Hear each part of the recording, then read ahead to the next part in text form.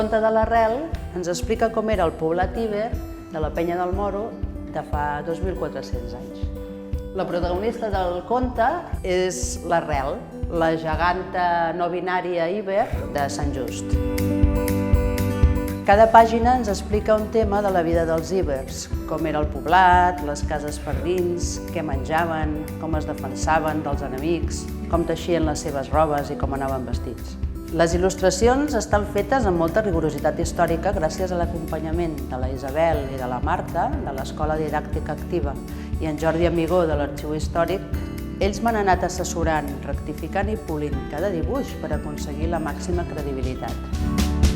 Us convidem a les escoles i famílies de Sant Just Desvern i dels voltants que vingueu a conèixer la història de l'Arrel.